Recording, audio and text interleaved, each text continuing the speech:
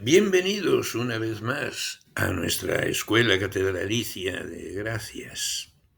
Hoy estamos ya en el encuentro número 25 y esta mañana comprobé que hemos superado las 800 descargas. Ha habido 800 personas, o una persona que lo ha hecho varias veces, que han tenido un interés, una curiosidad por lo menos, por ir viendo qué es lo que estábamos haciendo nosotros.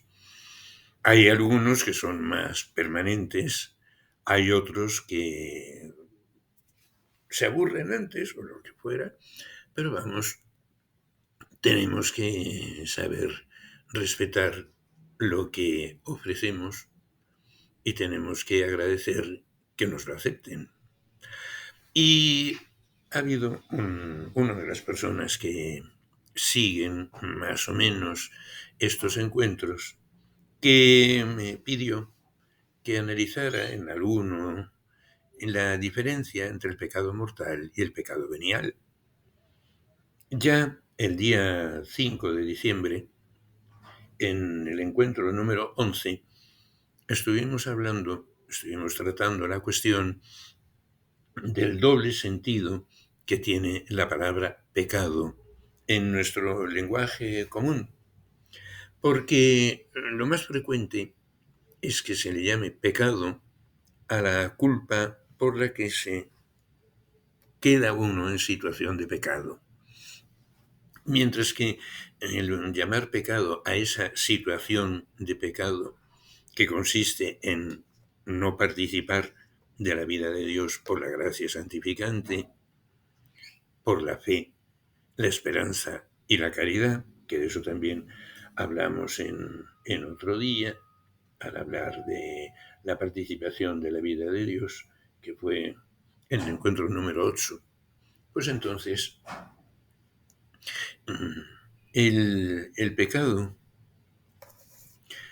la diferencia entre el pecado mortal y el pecado venial, es que el pecado mortal, como muerte de la vida de la gracia, rompe por completo la participación nuestra en la vida de Dios. Por eso se llama situación de pecado original, el pecado en el que se vive hasta que se recibe el sacramento del bautismo. Porque en el sacramento del bautismo es en el que se nos da por primera vez la gracia santificante, la participación de la vida de Dios, la participación en la sabiduría de Dios por la fe y la esperanza, la participación en el amor de Dios por la caridad. Que de eso ya habíamos hablado antes. Pero cuando se comete una culpa grave, se pierde esa participación de la vida de Dios. Y por eso se llama mortal el pecado que produce la muerte del alma a la vida de la gracia.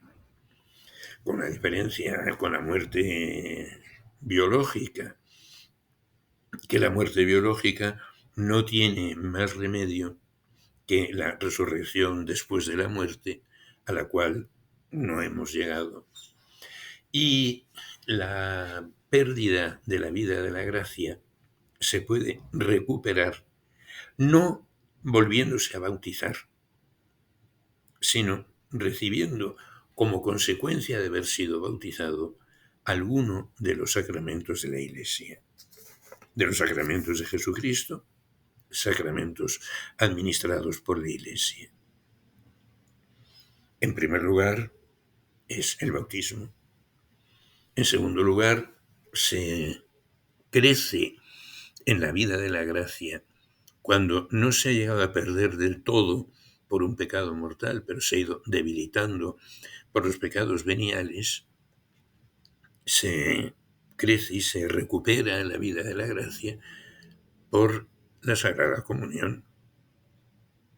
Se perdonan los pecados de los que el cristiano bautizado está arrepentido cuando presenta su arrepentimiento al sacramento de la penitencia, el sacramento de la reconciliación, a la confesión, y se perdonan los pecados al que está enfermo por el sacramento de la Santa Unción, sin necesidad de que la Santa Unción se dé en el último momento, cuando ya el agonizante ha perdido la conciencia, sino que más vale que se reciba el sacramento de la Santa Unción cuando empieza la enfermedad, cuando uno, por razón de su enfermedad o de su limitación o de sus heridas o de su cirugía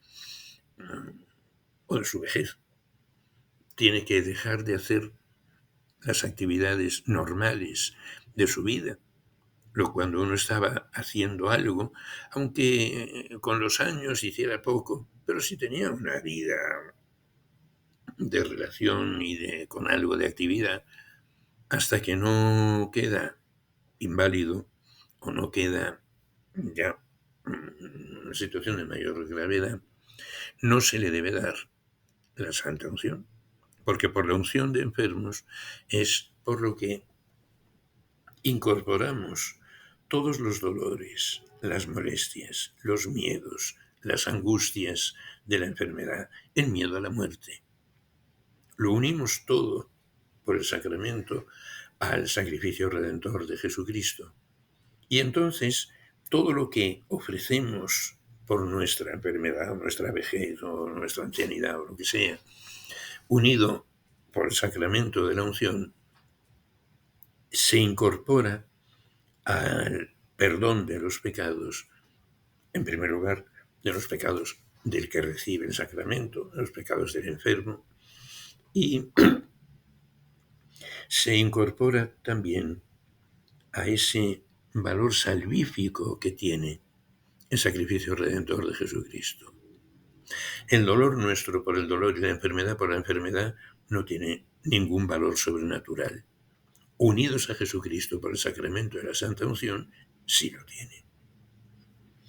Y la diferencia, que es lo que me habían dicho que desarrollara más, entre el pecado mortal y el pecado venial, es que por el pecado mortal se interrumpe por completo la comunión de la vida de Dios, mientras que por el pecado venial se desagrada a Dios, pero la culpa no es tan grave.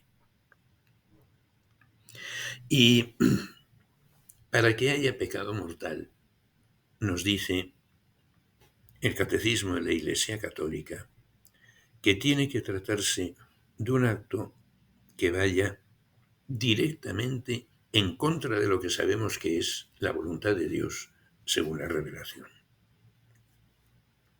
Pero que ese acto, el que lo realiza, el que lo comete, que tenga plena conciencia de que eso que está haciendo, eso que va a hacer, ofende gravemente a Dios. ¿Y por qué le ofende? Que eso es clave. El por qué ofende a Dios ese acto que se está realizando. Y que tenga la voluntad de hacerlo, o precisamente porque se quiere hacer en contra de la voluntad de Dios, o porque se quiere hacer en desprecio de la voluntad de Dios sin ser una cosa que vaya directamente en contra de Dios. Es decir, esto a Dios le ofende, pero a mí no me importa. Y hace falta, lo dice el Catecismo de la Iglesia Católica, para que un acto sea pecado mortal, hace falta que se den estos tres elementos, lo que se llama la materia grave, la plena advertencia por parte del entendimiento y la voluntad, el pleno consentimiento de la voluntad por parte de la voluntad. No es el acto solo el que es pecado. Pero sin embargo, tenemos la costumbre de decir eso es pecado mortal, eso. será materia grave, pero para que sea pecado mortal habrá que cometerlo con plena advertencia y perfecto consentimiento.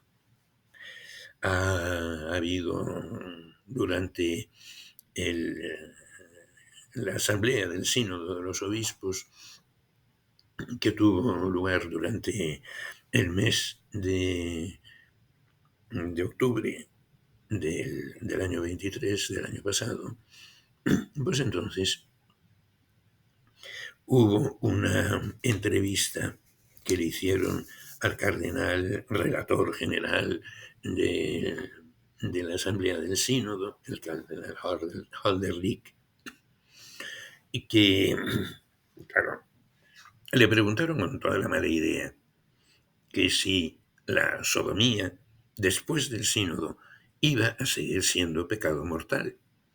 Y entonces, en vez de decirle el cardenal, leas usted el catecismo, que es lo que tenía que haber hecho, pues entonces digo, no, yo no puedo saber qué es lo que va a pasar después del sínodo. No, yo soy el relator general, yo tengo que recoger todo lo que dicen unos y otros, y lo que no sé es lo que va a decir cada uno de los demás. Quedaban todavía 2 o 3 días de sínodo. O sea, ya tenía más idea de todo lo que se había hablado en el sínodo. Pero claro, el que tal acto sea pecado o no sea pecado, lea usted el catecismo. Si ese acto se comete con plena advertencia y perfecto consentimiento, sí es pecado mortal. Pero el que lo comete sin saber que ofende a Dios, o que le han dicho que sí, que eso que no se puede hacer y que eso está muy mal, y que entonces, pues que si lo hace se tiene que confesar. Y hay algunos que llegan a confesarse y dicen, miren, a mí me han dicho que me tengo que confesar porque he hecho esto o lo otro, más allá. Y claro, hay que preguntarle, pero bueno, ¿quién le ha dicho a usted que eso es pecado mortal? No, pues, bueno, bien. ¿Y usted sabe por qué eso ofende directamente a Dios? Porque va en contra de la voluntad de Dios. O a Dios, ¿por qué le importa o por qué le ofende que usted haga esto o haga otra cosa o no haga una cosa o deje de hacerlo? Porque si no sabe por qué le ofende a Dios y usted quiere hacerlo para ofender a Dios, no, pues entonces, por muy grave que le digan qué es lo que usted ha hecho, eso no es pecado. Y eso, además el catecismo, no sé con qué intención lo habrá hecho el tipógrafo que lo hizo. En el párrafo del catecismo de la Iglesia Católica, donde se dice eso, que hace falta saber y aceptar que eso se hace en contra de la voluntad de Dios, pues entonces encima de ese párrafo han puesto una referencia. El catecismo lo promulgó el Papa San Juan Pablo II. Y unos años antes de la publicación del catecismo, hubo otra asamblea del Sínodo de los Obispos que se trató de la reconciliación y la penitencia. Y como ha sucedido siempre hasta ahora, que al año así de la celebración de una asamblea del sínodo, todavía no ha pasado un año desde el sínodo de octubre del año pasado, entonces el Papa publica una exhortación apostólica postsinodal que aquella se llamaba precisamente reconciliación y penitencia, y pone ahí la cita del párrafo de la exhortación apostólica del Papa, en la que él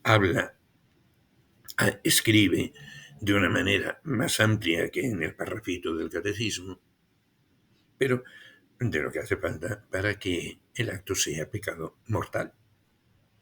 Y en la nota al final del texto, al que hace referencia el párrafo en el que el Papa San Juan Pablo II dice esto? Pues entonces pone 4 citas de 4 textos de San Agustín, que ya en el siglo V ya era doctrina de la Iglesia, que para que el pecado fuera mortal hacía falta no solamente que el acto sea grave, sino que se cometa dándose cuenta de lo que es y con plena voluntad de hacerlo ofendiendo a Dios, o para ofender a Dios, o aunque Dios se ofenda. Pero tiene que haber esa voluntad. Y claro, vivimos en una sociedad, en una iglesia, en la que, como el periodista que le preguntaba al cardenal, consideran, como los fariseos, pero no solamente los fariseos de los tiempos de Jesús, sigue habiendo fariseos iguales ahora, en nuestro tiempo, en nuestras comunidades, en nuestra iglesia, que juzgan por el acto, mientras que la intención y la voluntad, eso solamente lo ve Dios. Ya puede estar haciendo uno una cosa que es gravísima, que nos parece que es gravísima, y eso es pecado mortal. Será pecado mortal si se está dando cuenta de lo que hace y por qué lo hace y por qué lo quiere hacer. Cuando a uno le tiran de un puente mientras se va cayendo, se da cuenta que se va a matar. No puede impedir matarse cuando caiga al pie del puente y se le rompa la cabeza. Es suicidio. Él se da cuenta de que se va a morir, que le quedan los segundos de tiempo de caída, pero no tiene ninguna voluntad de matarse. Otra cosa es el que se arroja del puente a propósito para suicidarse, pero al que lo agarran y lo echan para abajo, ese no tiene la culpa. Se muere igual el que se cae, tanto si el que se cae por su cuenta como el que se cae porque lo tiran. La altura del puente es la misma y el piso, las piedras ahí por debajo del puente son las mismas. Da igual. El acto es el mismo. Ahora, hay advertencia y hay consentimiento. Consentimiento no, advertencia sí. El que ve que se está cayendo no va a decir, a lo mejor las piedras ahí abajo son blanditas. Se da cuenta, pero no está queriendo morirse.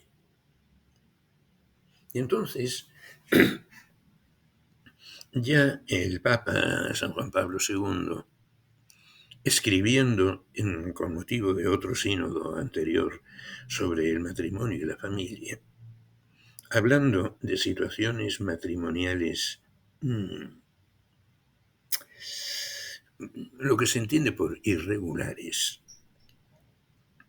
decía que cada obispo y cada párroco y cada comunidad tiene que analizar caso por caso si realmente a los que viven en esa situación se les puede admitir a los sacramentos o no. Y pone el Papa un ejemplo de si dos que están viviendo en una unión de hecho, en una unión civil, uno de los cuales ha tenido, o los dos, ha tenido un matrimonio sacramental que se ha roto la convivencia, se han divorciado civilmente o lo que sea, si se les puede admitir o no a recibir los sacramentos. ¿Están viviendo en adulterio? Bueno, sí o no. Porque escribe el Papa, que si se arrepienten y se comprometen a vivir en continencia por algún motivo, y señala cómo puede ser la educación y la formación cristiana de los hijos que han tenido, aunque hayan sido hijos del adulterio, en el adulterio. Si se comprometen a vivir en continencia, que se les puede admitir a los sacramentos. ¿Pero qué van a vivir en continencia? ¿Pero qué sabe usted que hacen cuando entran en su casa y cierran la puerta. Es que no van a poder. Bueno, está usted juzgando si van a poder o no van a poder. Si se van a comprometer y van a cumplir su compromiso o no.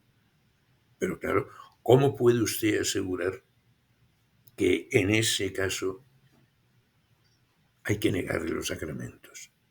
Si ni Jesucristo le negó a Judas la comunión en la última cena, ¿quiénes somos nosotros para andar ahí diciendo quién puede y quién no puede comulgar? Habrá que orientarles en su conciencia y que ellos responsablemente sepan si se pueden comprometer o no, si a pesar de que se comprometen alguna vez tienen una caída y se arrepienten. Eso no podemos decir ni que todos ni que ninguno. Es que el adulterio es pecado mortal, sí, pero el acto del adulterio sí es pecado mortal si se comete con plena advertencia y perfecto consentimiento. ¿Y por qué si el matrimonio primero fracasó? Pues eso, bueno, pues sí, ¿por qué? Si se le explica. Si pregunta por qué y se le explica, y él entonces entiende, ella o ellos dos entienden por qué pueden o por qué no pueden, pues entonces se les está dando una catequesis que se les hubiera debido haber dado antes de que se casaran, para que supieran en qué consiste.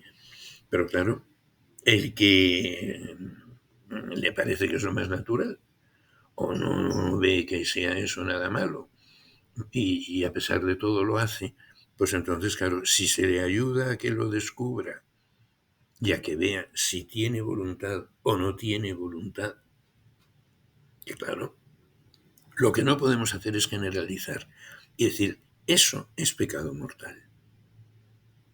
Si se hace con plena advertencia y perfecto consentimiento, sí, pero ¿quién puede asegurar que lo haga con plena advertencia y perfecto consentimiento? En los casos de personas que han tenido un desarrollo desde su familia de origen en que no entienden lo que es la fidelidad en el matrimonio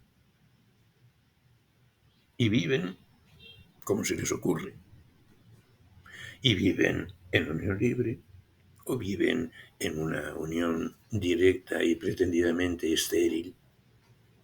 Bien, entonces eso no tiene nada que ver con lo que es el matrimonio, aunque no parezca. Y entonces, si se les ayuda a descubrir por qué lo están haciendo, si tienen conciencia o no tienen conciencia de eso, por qué ofende a Dios, si se les ofrece una posibilidad de conversión, si no se les rechaza y no se empieza por decir, no, no, usted ya se va al infierno. Los que andan ahí amenazando a otros con el infierno, habría que decirles, el que se va al infierno es usted, porque usted está juzgando a su prójimo como si usted fuera Dios. Y está juzgando lo que solamente Dios puede juzgar. Es el pecado de Eva, antes de que hiciera pecar a Adán, porque la serpiente se lo dijo a Eva, nada más que a Eva. No, es que si desobedecen y comen del fruto, serán como Dios. Y a Eva le hizo ilusión ser como Dios. ¿Y a cuántos de nuestros fariseos, de nuestras comunidades, les hace una ilusión ser como Dios? Que se sientan en el trono de Dios a juzgar a los vivos y a los muertos, y juzgan como si fueran Dios. Oiga, que usted no es Dios. No, pero Dios dice, sí, bueno, Dios dice, pero usted está tan seguro o tan segura de que esa persona a la que está juzgando sabe lo que ha dicho Dios. Lo tiene bien claro. Lo está haciendo con toda su mala voluntad por ofender a Dios. porque claro, eso, el acto es pecado, según como se haga. Si le falta la advertencia y el consentimiento, no es pecado. Habrá que ayudarle a que descubra si con eso está ofendiendo a Dios o no. Y habrá que abrirle un horizonte de misericordia, de perdón, que Dios está dispuesto a perdonarle, que por supuesto no va a ser una conversión fulminante y que de repente ya va a dejar de hacer lo que hacía y no vuelve a hacerlo nunca más. Y claro, como lo que parece que es el único pecado son los pecados contra el matrimonio, los pecados sobre la conducta sexual, pues entonces ahí es a lo que la gente mira más. Ahora, el respeto a la vida de los demás. En el caso del aborto provocado. No, sí, en definitiva, sí, eso es nada más que como las amígdalas que también se pueden operar. No, ahí ya hay un ser humano vivo en desarrollo. Y entonces se mata tanto al feto recién concebido, al embrión, como al anciano al que se le hace la eutanasia ya para que no estorbe. O el que tiene un ajuste de cuentas con otro y se matan. Pues, entre matarle a uno de adulto o de recién nacido o de antes de haber nacido, la muerte es muerte. El provocar directamente la muerte de uno, de otro, es un acto que ofende gravemente a Dios como autor de la vida. Y entonces, si se mata por accidente, no ha habido voluntad. No hay nadie que haya dicho, voy a ver si provoco un accidente, a ver si mato a alguien. Bueno, eso es un acto de terrorismo. Pero si uno va con una motocicleta y de repente no la domina bien y se cae sobre otra persona y lo mata, pues no ha sido que lo haya hecho queriendo. Otra cosa es si va con una motocicleta y ve uno que es enemigo de él, una persona cosa, y le echa la motocicleta encima a propósito. Eso sí, hay una voluntad distinta en cada caso. Entonces, ¿ir en motocicleta es pecado? No. ¿Ir en motocicleta a ver si consigue matar a otro? Pues sí. La intención la tiene.